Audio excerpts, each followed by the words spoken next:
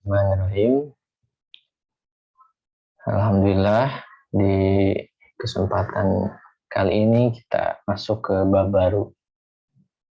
Tak lupa salawat salam juga kita sampaikan pada junjungan kita Nabi Muhammad SAW, keluarga sahabat tabi'in, tabi'ut tabi'in dan juga umatnya. Sekarang di bab yang baru ini, tentunya ini ada beberapa hal menarik yang akan kita kaji ya. Ini bab yang sangat istilahnya itu sangat terlihat dan terasa sekali Islam itu memang ajaran yang luar biasa ya. Sampai sebegitu detail membahas bab ini. Bab apakah itu? Bisa disampaikan bahwa mengenai babu iyadatil marid, bab mengenai menjenguk orang yang sakit. Bismillahirrahmanirrahim. Langsung saja kita perhatikan di sini ada beberapa keutamaan mengenai menengok orang yang sakit, yang nanti akan dilanjutkan dengan ketentuan atau hukum fikih mengenai menengok orang yang sakit, sebagaimana juga nanti akan dijelaskan mengenai fadilah orang yang terkena musibah sakit, termasuk juga nanti akan diulas sedikit ya mengenai pahala yang besar itu pada sakitnya atau pada kesabaran menghadapi sakit itu sendiri. Nanti insya Allah akan diulas di kitab ini. Bismillahirrahmanirrahim. Akhraja Muslimun, diriwayatkan oleh Imam Muslim. Innallaha ta'ala yaqulu yauma qiyamati, pada hari kiamat Allah nanti akan berfirman, nanti akan menyeru kepada manusia, ya ibna Adam, wahai manusia, maridtu falam ta'udni. Ini indah sekali ya hadis ini. Aku sakit, tapi engkau tidak menjenguk aku. Kala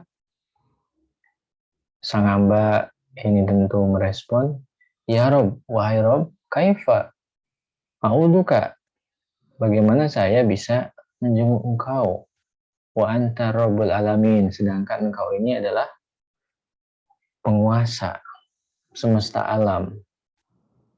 Qala, Allah berfirman, ama alimta anna abdi fulanan marido falam ta'udhu, apa engkau tidak tahu ada hambaku si fulan, dia sakit dan tidak engkau tengok.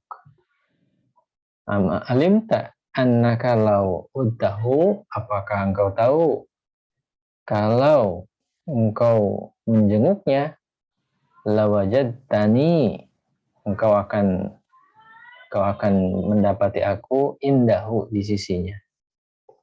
Hadis ini isinya penuh dengan majas ya. Isinya penuh dengan majas, jadi tidak boleh dipahami secara hakiki ya. Maksudnya adalah bukan artinya Allah ada di orang yang sakit gitu ya, bukan seperti itu maksudnya, tapi menurut mu'alif di sini disampaikan la wajadta indahu sawabil ladzi la nihaya li udmihi. Maksudnya dari hadis ini ketika ada frase bahwa aku ada di sisinya, maksudnya apa? Pahala gitu ya. Jadi pahala dari Allah yang tiada terkira, yang begitu besar. Nah, ini ada pada mengunjungi orang sakit itu. Nah, itu maksudnya dari hadis ini. Ini indah sekali hadis ini. Luar biasa nih. Isinya majas. Wa tabarani innal aida yudhilluhullahu bi khamsatin wa sab'ina alfa malakin. Imam At-Tabarani meriwayatkan hadis, orang yang menjenguk yang sakit Jadi si penjenguk orang yang sakit, nah itu akan dinaungi Allah, gitu ya. Akan dinaungi oleh Allah dengan 75.000 malaikat. Artinya apa? Pahalanya besar, keberkahannya besar gitu ya. Bagi orang yang mau menjenguk orang yang sakit.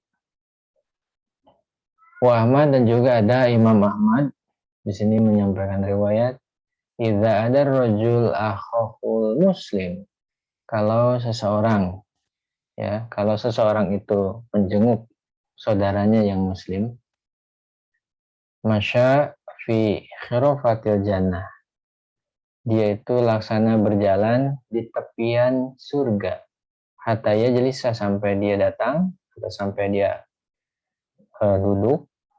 Wa idza jalasa, kalau dia duduk menemani alias menjenguk yang sakit tadi itu, gharamatshur rahmatu, maka dia akan dinaungi, dia akan diberikan, dikucurkan rahmat, ya, kasih sayang dari Allah. Nah, ini adalah riwayat Imam Ahmad.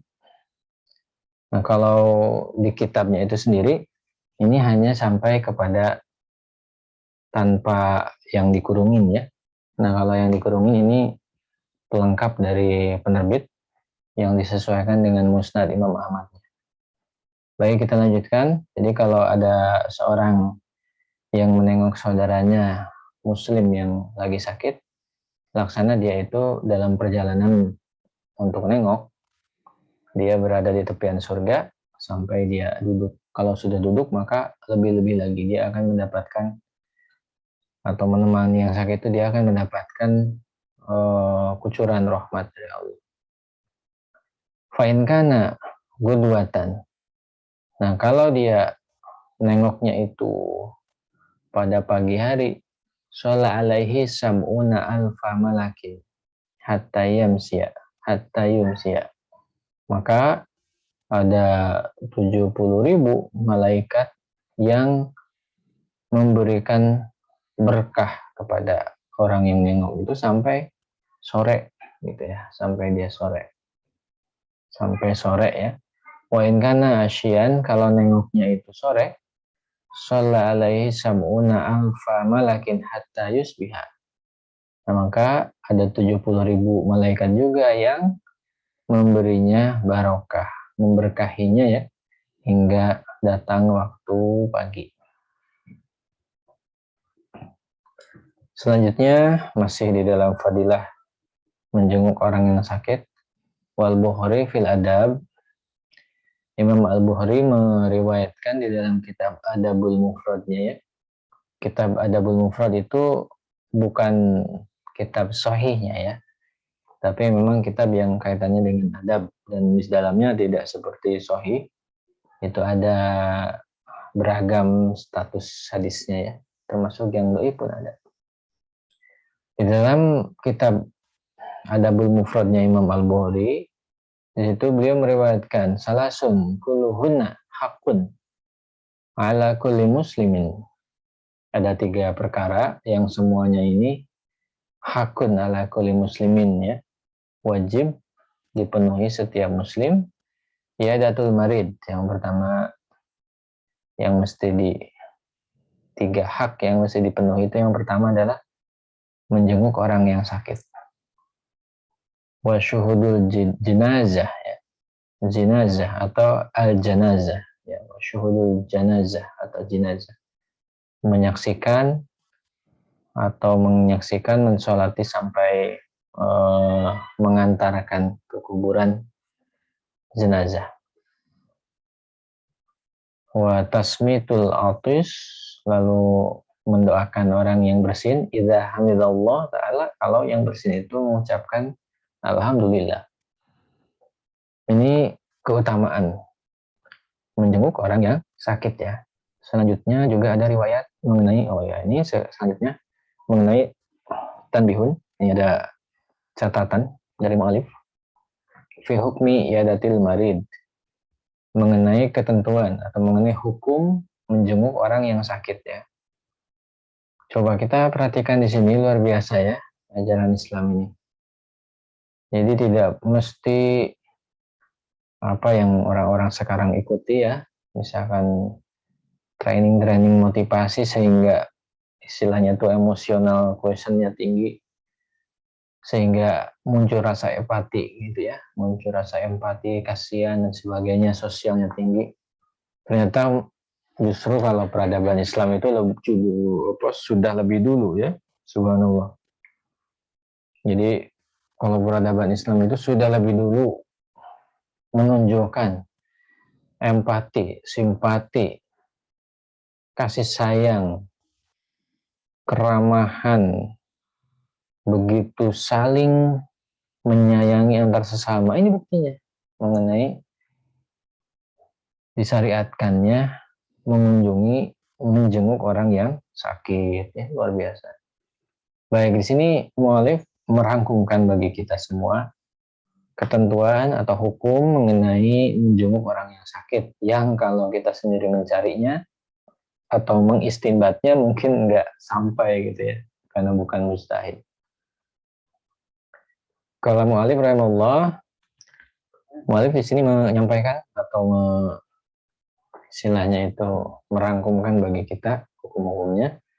Innal iyadata matlubatun ijma'an. Jadi berdasarkan ijma', menjenguk orang yang sakit ini adalah matlubatun ya, disyariatkan, diperintahkan. Wa innaha, menjenguknya itu sendiri hukumnya sunnatu ainin. Sunnah dalam konteks pribadi. Jadi sunnah ya, sunnah bagi pribadi masing-masing gitu ya. Inda jumhuri, menurut mayoritas ulama. Jadi sunnah ain gitu. Hukumnya sunnah ain. Wa fardu kifayatin, sedangkan inda ba'di udamal malikiyah, kalau menurut ulama senior mazhab malikiyah ya, mazhab maliki, nah menjenguk orang yang sakit itu statusnya adalah fardu kifayah. Jadi kalau ada sebagian umat Islam sudah menunaikan, maka sisanya tidak berdosa. Wasurhal Bukhari biwujubiha. Mengapa mu'alif menyampaikan mazhab maliki? Karena di sini kalau kita lihat Imam Al-Bukhari pun ternyata menegaskan kewajiban menjenguk orang yang sakit. Jadi ini sedikit perbandingan gitu ya. Walau ada pendapat ulama terdahulu senior dari Malikiyah, ini fardu kifayah katanya. Sedangkan kalau Imam Bukhari menyatakan wajib. Itu ketentuannya atau hukumnya. Namun tentunya kalau kita mengikuti, yaitu masuk kategori jumhur, sunnah ain, menengok orang yang sakit. Ini kalau sakit dalam kondisi normal ya, bukan sakit menular yang berbahaya. Kalau konteksnya menular berbahaya seperti yang kemarin-kemarin pandemi dan sampai hari ini, tentu hukumnya beda lagi. Jadi ketika bisa jadi makruh atau bisa jadi doror kalau misalkan kita nengok dengan APD lengkap gitu ya, nah itu mubah. Nengok dengan masker aja misalnya itu ya bisa jadi makruh gitu, karena masih apa-apa gitu. Itu tentu jadi haram karena itu membahayakan gitu ya. Udah tahu menular malah dideketin. Ini kalau konteks sekarang ya, tapi ini konteks normal ya, konteks normal, dan insya Allah mudah-mudahan tidak lama lagi mudah-mudahan kita berdoa ya, tahun depan normal semuanya kita. Ini sudah berazam kita ini sudah berazam, saya pribadi insya Allah ya, kita sekuat tenaga khotamkan, ditamatkan untuk datang ke tempat saya, tenang lah, karena ininya jauh sekali ya. Kita khotamkan meski hanya via online, insya Allah. Selanjutnya yang menarik adalah, ini ulama ini luar biasa ya. Beliau menyampaikan bahwa wala tusanu ya datul fasikil mutajahiri bifiskihi. Orang yang normal kan sebelumnya tadi ya. Jadi hukumnya sunnah ain. Menurut jumhur kalau nengok orang yang baik, orang yang normal, yang wajar. Nah lalu kalau menengok orang yang fasik, maka la tusanu. Gitu ya, orang fasik yang mempertontonkan kefasikannya. Misalnya ada zina dan dia bangga dengan zinanya, itu kalau sakit ya sunnah. Tidak seperti yang normal tadi. Bal tukrohu au tahrumu, bahkan bisa jadi makruh atau haram ya, litasrihim bihurmati inasihi walau bijulusi ma'ahu ya, sesuai dengan penjelasan para ulama tasrihim ya, ketegasan para ulama mengenai keharaman menghibur orang fasik yang sakit, walaupun hanya dengan duduk bersamanya. Gitu. Ini ketentuan dari para ulama. Jadi orang yang fasiknya itu mempertontonkan dosa-dosa besarnya, mempublikasikan dosa besarnya, nah ini dia bahkan dia bisa jadi makruh atau haram gitu. Kalau sampai istilahnya itu kita, jadi nggak boleh sampai menghiburnya pun itu tidak boleh. Jadi jangankan sunnah, bahkan bisa jadi makruh atau bisa jadi haram gitu ya. Karena ini khawatir namanya juga orang fasik yang dia dosa besar dan dia mutazahir ya, dia mempublikasikan keberdosaannya ini khawatir malah malah jadi orang jadi simpati ini ke orang fasik ini gitu. Padahal dosa besarnya dipublikasikan sehingga harusnya dikucilkan kalau dia sakit itu ya, makruh atau diharamkan, bahkan bisa sampai haram gitu.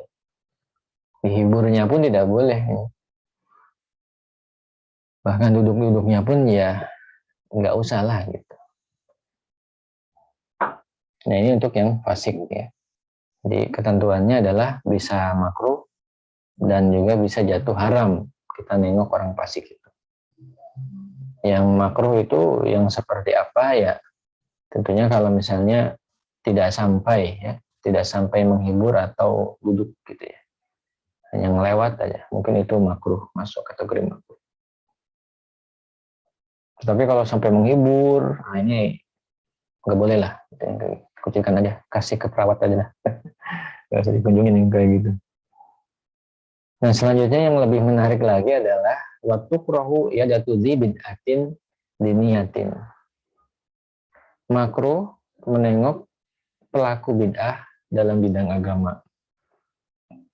Jadi kalau ada orang yang melakukan bid'ah dalam bidang agama, maka dia makruh kalau kita kunjungin dia. Illa min alimin, nah, kecuali bagi seorang alim, kecuali bagi seorang ulama.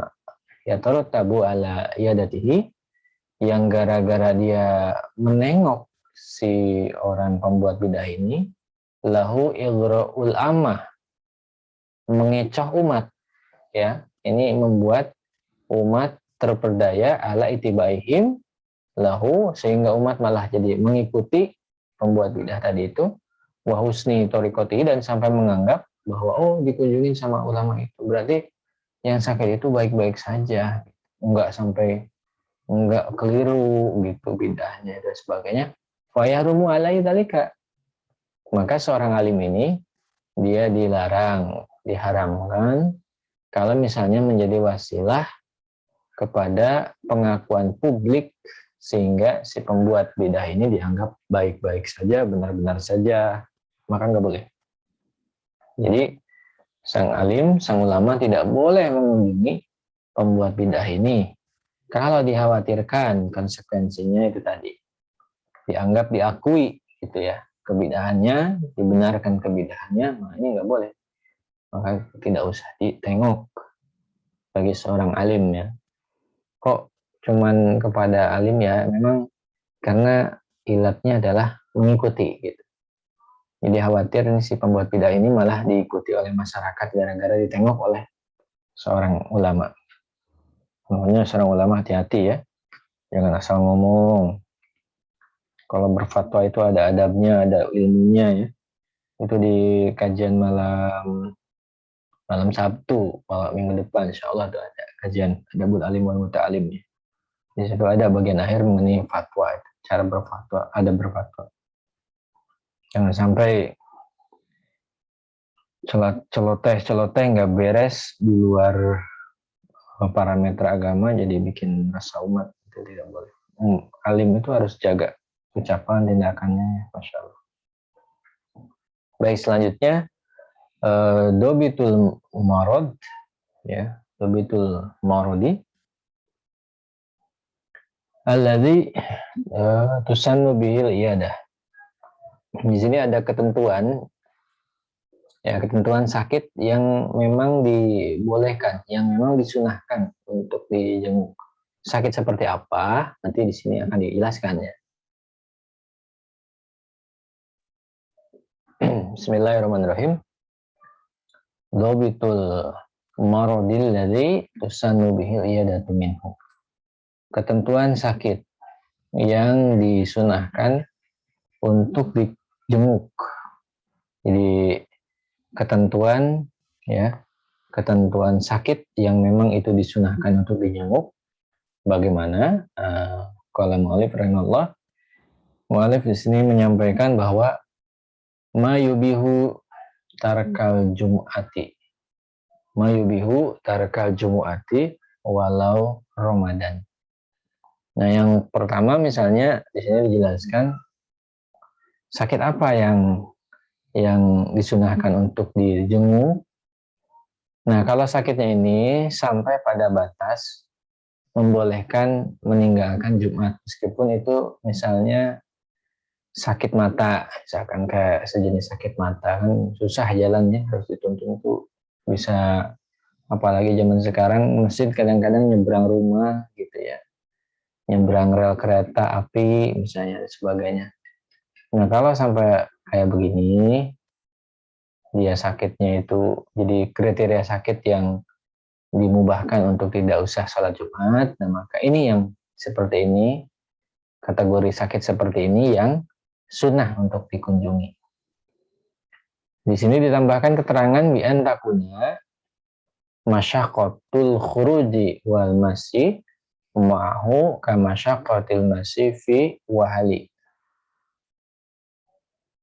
Nah, ini seperti sulitnya seseorang, katanya sulitnya seseorang untuk keluar dari rumahnya, sulitnya dia berjalan dengan sakit yang dimilikinya itu, level sakitnya itu seperti apa? Jadi level kesulitannya ya, jadi menyebabkan dia sulit keluar, gitu ya. Kalau tadi kan yang dibolehkan meninggalkan sholat Jumat, yaitu di sini disampaikan kalau sampai dia susah untuk keluar rumah, susah untuk berjalan gara-gara sakitnya itu, seperti susahnya seseorang berjalan di lumpur hisab, ya, susah kan berjalan di lumpur itu. Nah, ini yang diperbolehkan atau disunahkan untuk dikunjungi, ditengok. Fala asaro li sudai wa waj'i dorsin khafifain. Tapi di sini disampaikan fala asar. Tidak ada pengaruh kesunahannya ini, maksudnya tidak sunnah lah gitu ya, tidak sunnah bagi yang sudah ya, untuk sakit kepala.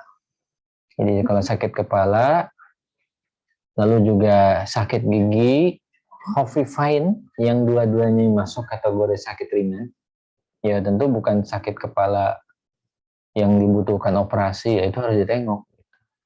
Atau sakit gigi yang membutuhkan operasi, itu harus ditengok juga. Sampai menginap, misalnya diinfus. Nah, maksudnya adalah sakit kepala dan juga sakit gigi ringan. Jadi sakit kepala dan sakit gigi ringan. Sakit kepala belum makan misalnya, gara-gara nggak ada buat beli makanannya, masih krisis gitu ya. Itu kategori ringan. Nanti sembuh sendiri kalau sudah makan nasi padang misalnya, insya Allah sembuh nanti. Sakit gigi juga sama. Cenut-cenut gara-gara kemasukan daging, misalnya, dagingnya keluar, nggak sakit lagi ya. Tentu yang seperti ini tidak sunnah ditengok gitu ya. Luar biasa para ulama ngasih contoh. Di zamannya sakit gigi ada juga. Saya kira cuman zaman kita ada sakit gigi gitu ya. Waqala mutaakhirun, afwan ya, waqala mutaakhirun wa aimatina ya. Sedangkan ulama mutaakhir yang terkemudian, wa imatina ya, wa imatina dan juga para imam-imam mazhab kita ini berpendapat innal iyadata yaumal jum'ati, ini konteksnya hari.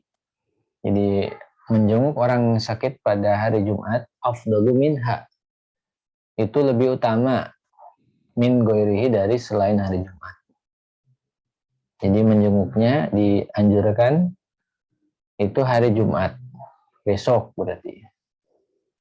Kalau mau niat menjenguk yang sakit, selain sakit menular, besok bagus. Tapi bukan berarti hari yang lain nggak boleh, ya boleh aja. Boleh yang lain, tapi untuk hari Jumat ini memang ada keistimewaan.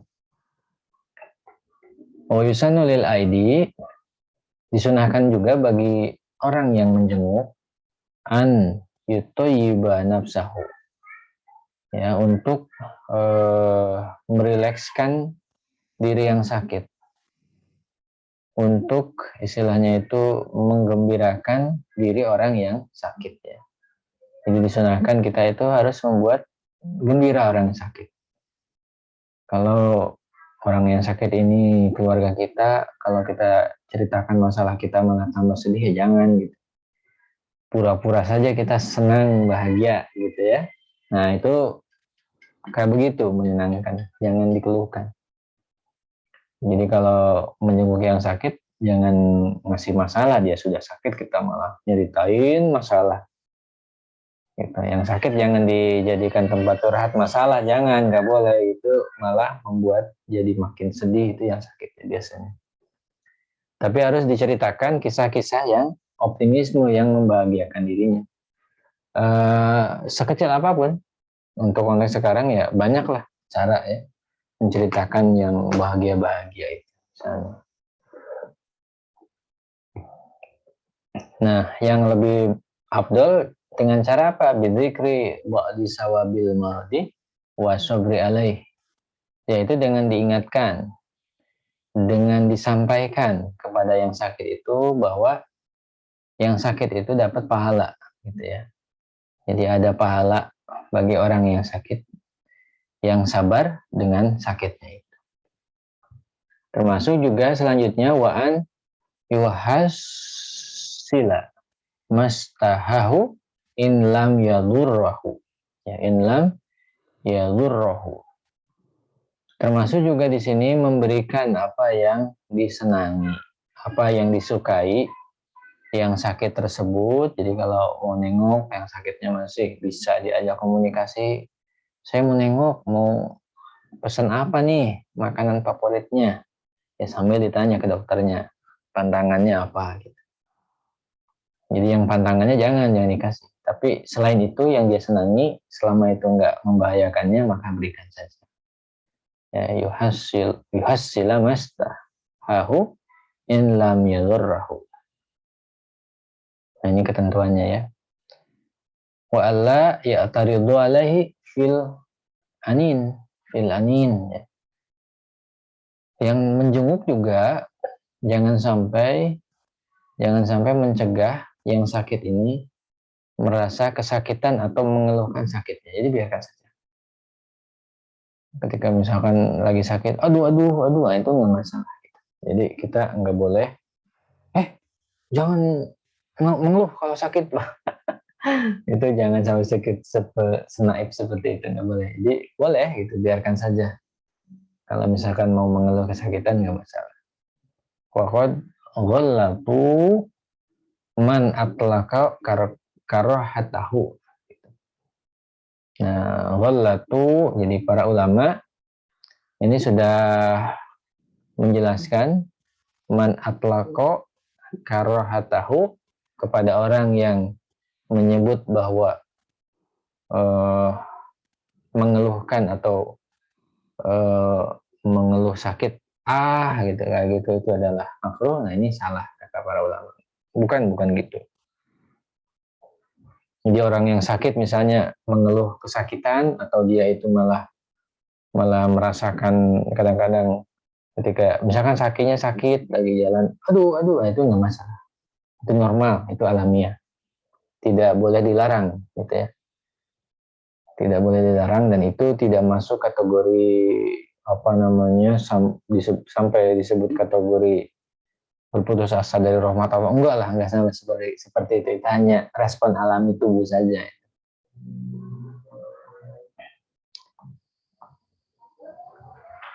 Nah itu kondisi realnya seperti tadi. Naam, tapi benar juga gitu kata mu'alif.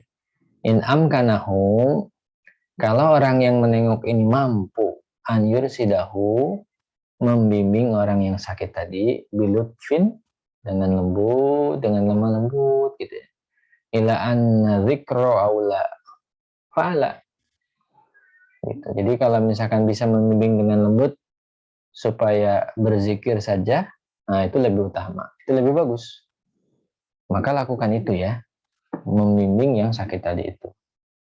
Itu kalau yang sakitnya memang akrab dengan kita, nggak tersinggung kalau kita ngomongin, Mas, ya, Mas, jangan mengeluh Mas, tenang gitu ya, berzikirlah. Gitu.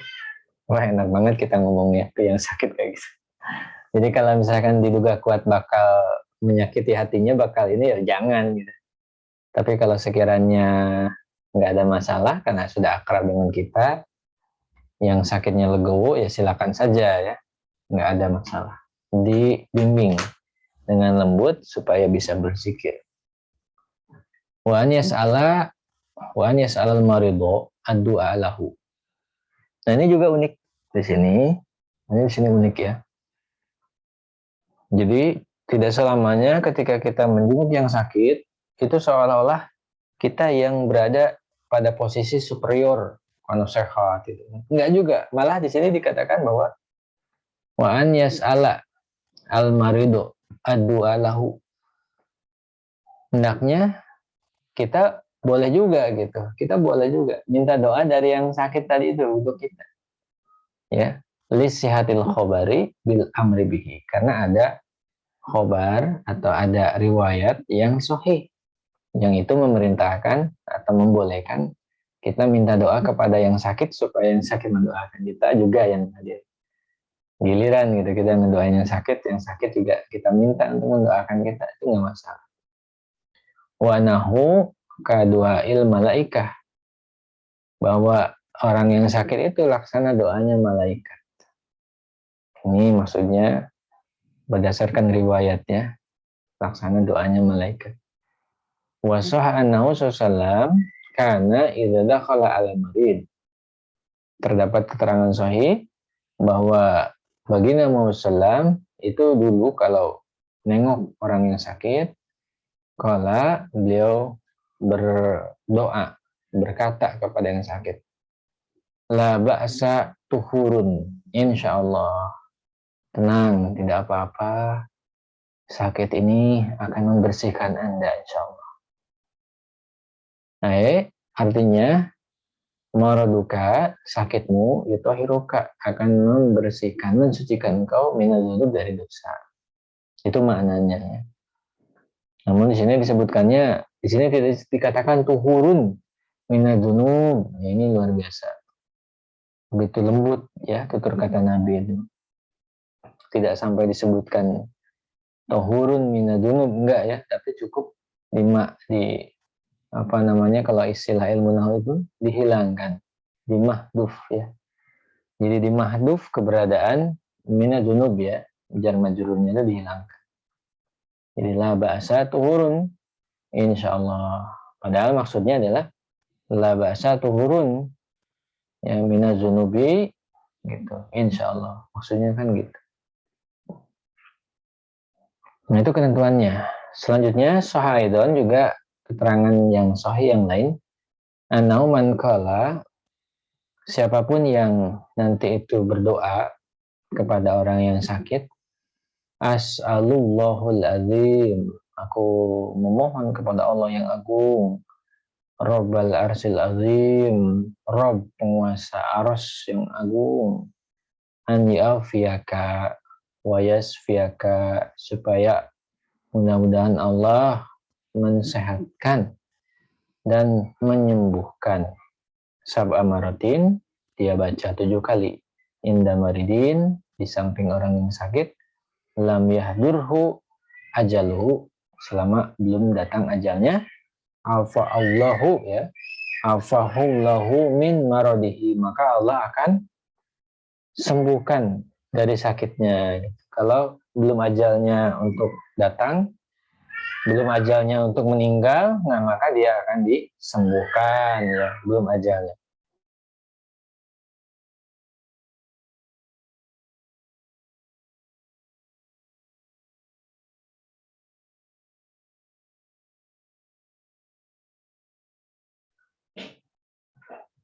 Nah jadi gitu. Doanya dibaca 7 kali. Kalau itu belum ajalnya maka Allah akan sembuhkan sakit. Di sini keterangannya wayan bagi Fathul Kafi fil mu'annasi muridan ya muridan syakhso.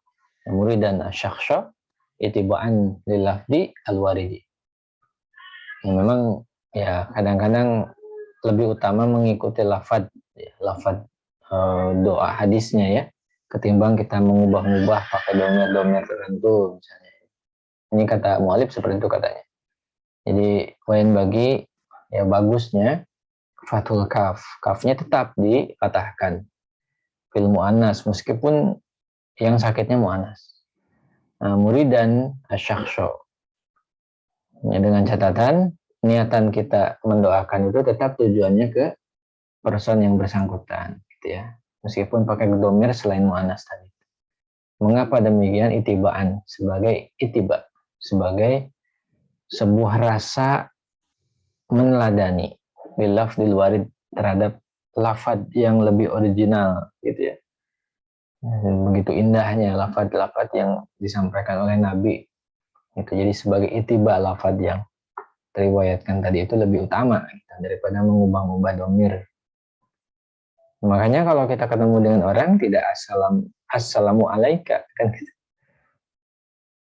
Assalamu alaika warahmatullah ya tetap aja kan assalamualaikum warahmatullah itu maksudnya di situ. Jadi maksudnya seperti itu ya, mirip-mirip seperti itu. Ini ilmu ya, ini ilmu ya, ini ilmu ya, luar biasa.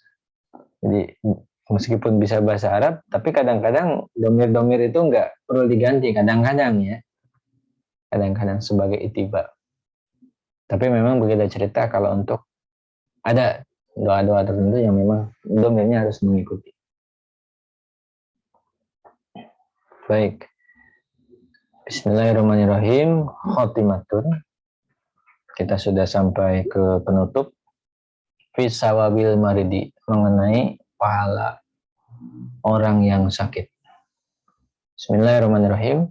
Akhraja Saikhani, diriwayatkan oleh Imam Bukhari dan juga Imam Muslim. Ma yusibul mu'mina min nasobin ay ta'ibin wala wasabin ay maradin wala hamin wala husnin hatta syaukati yushakuha illa kafarallahu biya min hotoyahu. Ya di sini adatul hasarnya cukup banyak. Jadi kita maknai saja di secara ikhtisar, secara makna maksudnya bahwa seorang mukmin gitu ya, seorang mukmin yang tertimpa, yang merasakan kelelahan sangat, yang merasakan sakit sangat, yang merasakan galau, gelisah dan juga merasakan kesedihan, ya sampai-sampai hanya gara-gara tertusuk duri pun pasti Allah akan di sini disampaikan menghapus. Allah pasti akan menghapus dosanya. Itu karena taukid ya, penekanannya itu banyak ada tulasarnya itu. Tapi pada intinya seperti itu. Orang muslim yang dia kelelahan sangat, dia sakit, dia gelisah, resah, sedih, sampai tertusuk duri sekalipun, pasti Allah ampuni dosa-dosanya. Gitu, gara-gara tadi, gara-gara musibah yang menimpa dirinya itu. Selanjutnya Imam Abu Daud meriwayatkan hadis, innal mu'mina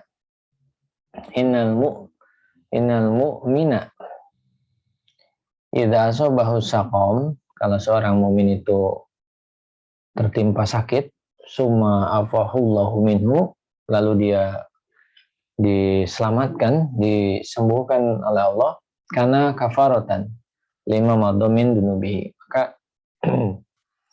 Maka pengampunan atau penghapusan dosanya adalah apa yang dia lakukan, apa yang dilakukannya setelah sebelum sakit itu.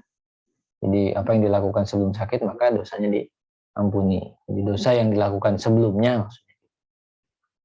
Jadi seorang mukmin yang dia tertimpa sakit lalu Allah sembuhkan sakitnya itu, nah maka dosa yang telah lalunya akan diampuni gitu maksudnya. Wa mau'izatan lahu, sakitnya ini sebagai nasihat bagi dirinya, pelajaran bagi dirinya, fima yastakbil, ya mengenai masa yang akan datang. Bagi masa lalu dosanya diampuni, sedangkan untuk masa depan ini sebagai peringatan bagi dirinya. Kalau misalkan dia kurang menjaga kesehatan, itu jadi jalan bagi dirinya mengingat, wah ternyata aku harus menjaga kesehatan gitu ya. Dan kalau bicara soal kesehatan ini ada ahlinya ya. Nah selanjutnya wainal munafiqo. Nah sekarang dibandingkan bagaimana orang munafik ini. Idza marido summa ufia, kalau orang yang munafik ini sakit lalu disembuhkan Allah. Ini luar biasa ya di sini ya. Digunakan kata ini, kata manjul, ufia, perhatikan nih. Ini begitu lembutnya, begitu dahsyatnya. Allah saja malas disebutkan namanya ya, disandingkan dengan orang munafik ini. Jadi kalau orang munafik itu sakit lalu disembuhkan, nah karena kalba'ir, dia seperti keledai, akolahu ahluhu, yang diikat oleh pemiliknya, summa arsaluhu, lalu setelah itu dilepaskan. Ketika sembuh dia diikat oleh pemiliknya, laksana ya, laksana ini berarti ini tasbih, majas maksudnya ya, apa gaya bahasa saja. Dia laksana keledai yang diikat pemiliknya. Kalau dia sembuh, laksana keledai yang dilepaskan ikatannya oleh pemiliknya. Namanya keledai, falam yadri lima aholahu, ya kan? Falam yadri lima aholahu. Namanya keledai pasti tidak tahu kenapa dia diikat. Walam yadri lima arsaluhu. Juga dia tidak tahu kenapa setelah diikat dia dilepaskan. Nah ini luar biasa penggambarannya ya. Selanjutnya wal Bukhari, Imam Al Bukhari juga meriwayatkan hadis di sini.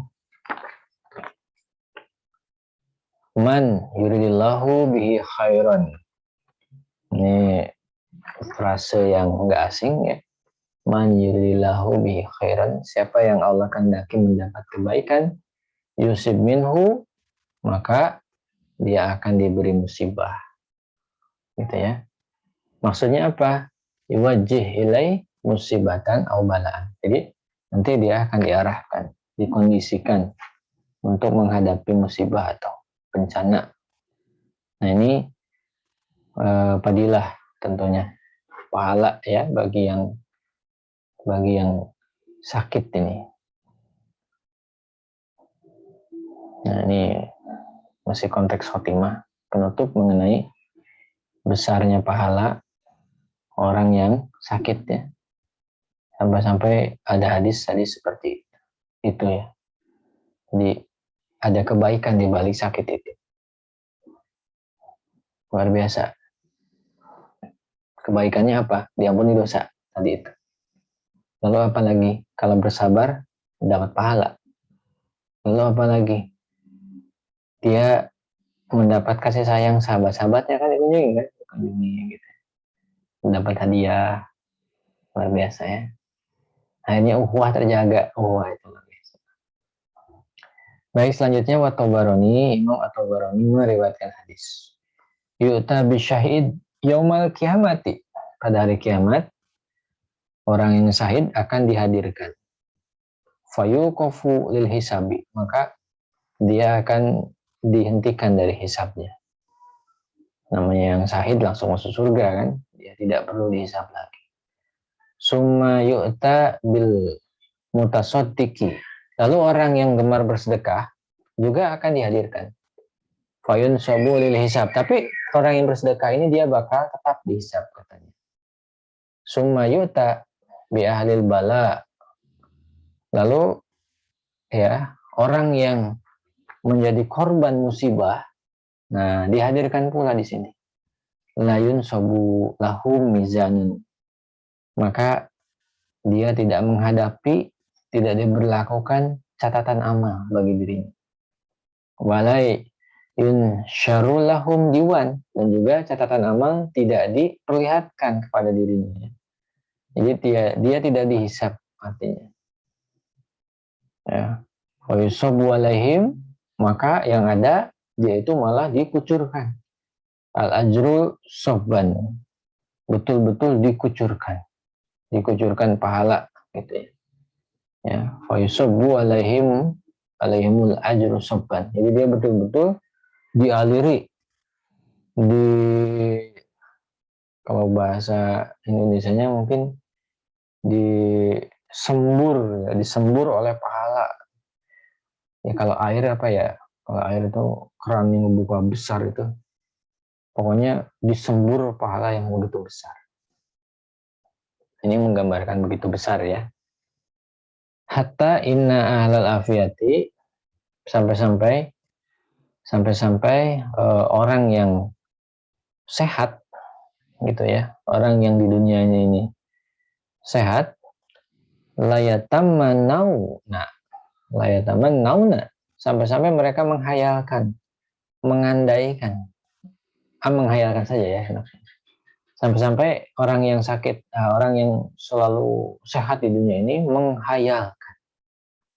menghayalkan fil mauqif, pada kondisi di hari kiamat itu, pada kondisi kiamat di padang mahsyar itu ya, anna ajsadahum, ya dia sampai menghayalkan tubuhnya ini kuridot, dipotong, bil maqarid, dengan pemotong, min husni, karena dia memandang baik ya, dia memandang bagus sekali, dia tertarik sekali, sawabillahi lahum, pahala bagi orang yang ahlul bala tadi, pahala bagi orang yang selalu terkena musibah.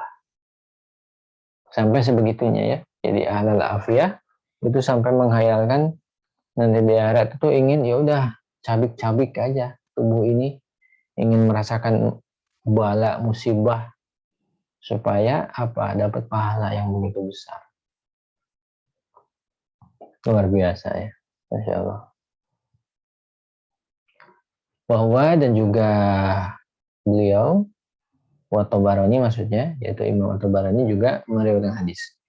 Idza maridul abdu salah satu ayamin, kalau seorang hamba ini sakit selama 3 hari, kharaja min junubihi ka yauma waladatshu ummuhu, ya maka terbebaslah dia dari dosa seperti apa? Seperti hari saat dilahirkan ibunya. Ini kalau sakitnya cuma 3 hari ya. Ini betapa besar pahala maksudnya. Bukan berarti hilang semua dosanya, bukan. Ya kalau dosanya mengenai hak anak Adam ya tentu harus ditunaikan ya dosa. Tapi kalau masih sakit ya masih uzur gitu. Jadi harus ditunaikannya saat sembuh. Gitu. Tapi ini menunjukkan besarnya pahala ya. Wa Ibnu Abidunya, Imam Ibnu Abidunya meriwayatkan hadis, man katamahuma yaumin asobathu, siapa yang pada hari dia tertimpa sakit menyembunyikan demamnya. Jadi siapa yang menyembunyikan demamnya pada saat dia sakit ya, akhrajahullahu min dzunubihi kayauma waladatsu ummu, maka Allah akan bebaskan dirinya dari dosa sebagaimana hari di mana dia dilahirkan ibunya. Wa katabalahu, dan ditetapkan, dituliskan bagi orang tersebut yang mampu menahan demam, menahan atau menyembunyikan sakit demamnya, tentu bukan yang menular maksudnya. Ya, baro'atan minan nar, maka dia akan dicatat sebagai orang yang terbebas dari api neraka. Wa satara alaihi kama satara bala Allahi fid dunya. Maka Allah akan menutup aibnya. Maka Allah akan menutup aibnya sebagaimana dia menutupi sebagaimana dia menutupi ujian di dunia yang Allah berikan padanya. Wa Ahmad wa Tabarani, di sini ada Imam Ahmad dan juga Imam At-Tabarani meriwayatkan hadis. Inna suda'a wal malilata. Orang yang sakit kepala dan orang yang sakit panas, sakit panas di sebagian kamus ini panas dalam gitu ya maksudnya. Jadi orang yang sakit kepala dengan yang sakit panas, termasuk panas dalam ini sampai segitunya. La yazal la yazalani bil mu'min. Jadi sakit kepala dan sakit panas ini akan senantiasa menimpa orang beriman. Wa inna dunubahu, bahwa dosanya seperti Uhud.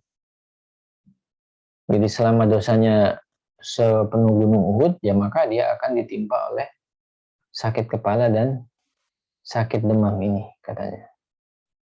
Fama yada'anihi, dua sakit itu tidak akan meninggalkan dirinya. Wa alaihi min dunubi, kalau dia memiliki dosa. Meskipun miskolu habatin min hardalin. Meskipun dosanya itu seperti biji buah yang kecil sekali.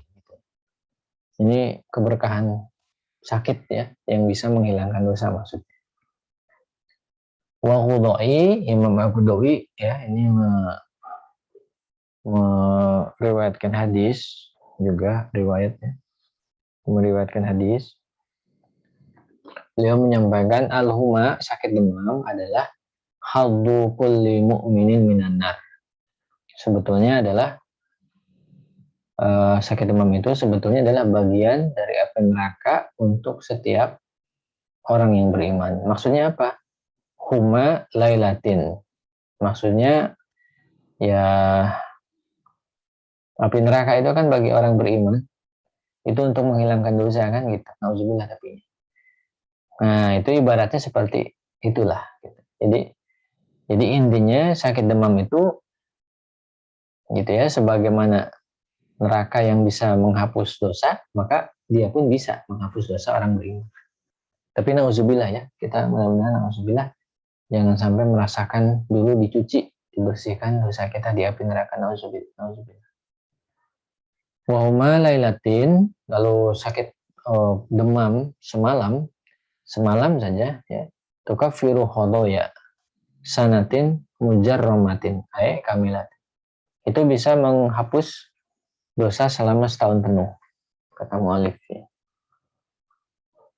dalam konteks penjelasan mujarramatin, kata mu'alif kamilah, jadi setahun penuh mujarramah. Nah, selanjutnya wa Ibnu Majah, Imam Ibnu Majah juga meriwayatkan hadis al-huma kirun min kiri jahannam. Demam itu laksana hembusan panas dari hembusan panasnya jahanam. Jadi sakit demam itu laksana hembusan angin panas neraka jahanam.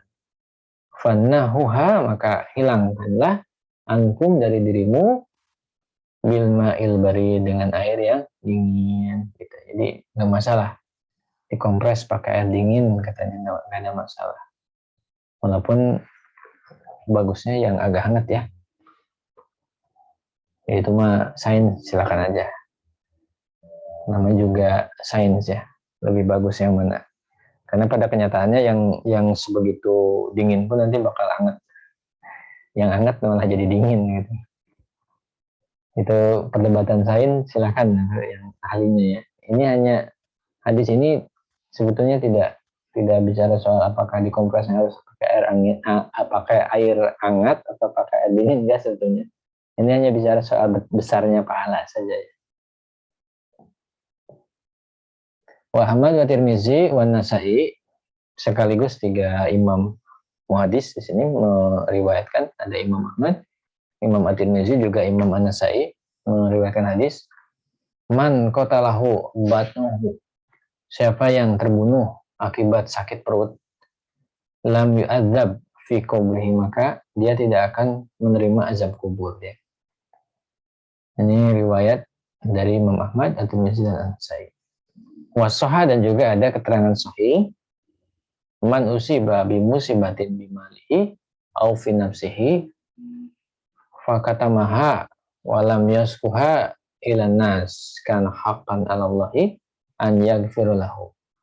Siapa yang tertimpa musibah, kehilangan hartanya, atau tertimpa musibah dirinya, lalu dia sembunyikan itu, dia tidak mengeluhkan kepada manusia, nah maka Allah pasti akan mengampuni dosanya. Tanbihun, nah, catatan lagi, di sini ada catatan yang terakhir. Halis sawabu alal marudi. Jadi di sini ada, katakanlah teka-teki gitu ya, teka-teki yang harus kita jawab di sini. Halis sawabu alal marudi au ala sobri alaih. Pahala ini sebetulnya bagi yang sakit itu, atau ya, jadi pahala ini sebetulnya bagi sakit itu sendiri, atau karena dia sabar atas sakitnya. Nah, gitu. Jadi pahala ini karena sakit itu sendiri menimpa dirinya, atau karena dia sabar menghadapi sakit itu. Pahala ya. Kalau tadi kan bicara soal pengampunan dosa, sekarang bicara pahala. Nah, pahalanya itu sebetulnya gimana ini? Apakah sakitnya itu karena dia sakitnya, atau karena sabarnya gitu, dapat pahala? Nah, maka mu'alif rahimahullah wa nafa'ana bi ilmihi menyampaikan, i'lam, ya, pahami, annal a'immata ikhtalafu fi anna sawabal marid hal wa alal sabri ala maradihi aw ala nafsi maradihi. Para imam-imam mazhab ini agak berbeda pendapat mengenai pahala orang yang sakit. Apakah pahalanya ini karena kesabaran, ya, karena kesabarannya menerima sakit, atau karena sakit itu sendiri? Nah, maka beliau mengutip, wal asahhu fidzalika, salah satu pendapat yang sahih, yang salah satu pendapat yang lebih sahih menyatakan annahu inna ya sobaro, annahu in sobaro gitu. Jadi sebetulnya pahalanya itu kalau bersabar kata. Usita alal marid wasobri. Jadi orang yang sakit lalu dia bersabar, nah itu dapat pahala. Wa illa, kalau dia tidak bersabar, lam yusab, tidak dapat pahala. Hadza madalat alaihil hadis. Ini menurut penelaahan beliau berdasarkan petunjuk-petunjuk dari hadis ya. Banyak hadis katanya seperti itu. Jadi yang dikuatkan di sini adalah apa? In sobaro gitu ya. Jadi pahalanya itu karena apa? Sabarnya itu, sabar menanggung sakitnya. Wakala Izzuddin Ibn Abdus Salam, dan juga Imam Izzuddin, ya, Syekhul Islam Ibn Abdus Salam menyampaikan, innal masaiba, bahwa yang namanya berbagai musibah, la sawaba fiha, tidak mengandung pahala secara, katakanlah secara inherent di dalam si musibah itu. Jadi pahalanya tidak ada gitu ya sebetulnya. Jadi berbagai musibah itu tidak mengandung pahala asalnya sebetulnya. Liana ya laisat min kasbil abdi. Karena yang namanya musibah itu bukan berasal dari kehendak atau upaya dari manusia sebetulnya. Bali sawabu, bahkan sebetulnya pahala itu fis sobri alaiha, gitu ya, la ghairu. Jadi pahala itu sebetulnya ada pada kesabaran menerima, menghadapi musibah tadi itu, sakit dan sebagainya. Nah, ini pendapat yang dikutip, yang diambil oleh mu'alif ya. Jadi pahalanya itu gara-gara apa? Gara-gara sakitnya atau gara-gara sabar menang sakitnya? Nah, Ternyata sabar menghadapi musibah itulah pahalanya.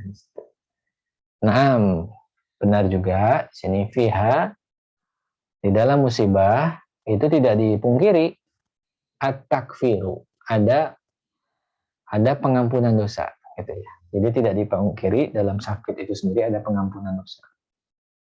Wa in lam yasbir, meskipun ada orang yang tidak sabar. Idla yuscarotu, karena tidak disyaratkan fil mukafiroti untuk menghapuskan dosa itu antakuna kasban. Ada upaya gitu ya. Ada upaya manusia. Jadi pendapat beliau untuk yang dalam konteks takfirnya ya, takfirnya itu dalam konteks diampuni dosa. Nah, ini pendapat beliau seperti itu. Jadi kalau bicara soal pahala, maka itu akibat apa? Kesabaran dalam menerima ujian atau musibah. Maka ada pahala di situ. Tapi di satu sisi juga tidak dipungkiri, meskipun ada orang yang tidak sabar, maka dosa itu bisa dikurangi. Ini bukan bicara pahala yang bawah itu. Kalau bicara pahala kan sudah selesai tadi. Jadi pahala akan muncul kalau sabar menerima ujian. Nah, sedangkan untuk penghapusan dosa, sisi yang lain, penghapusan dosa. Nah, ini ada gitu. Penghapusan dosa ini ada meskipun tidak bersabar. Karena dalam konteks pengampunan dosa, ini tidak ada hubungan dengan upaya manusia. Ini memang hak prerogatif Allah. Nah, gitu maksudnya ya. Masya Allah ya, ini luar biasa penjelasannya. Ini betul-betul luar biasa ya.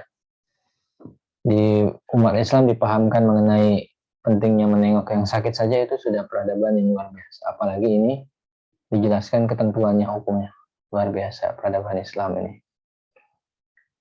Baik, mungkin itu yang bisa disampaikan ya. Wallahu a'lam bishawab.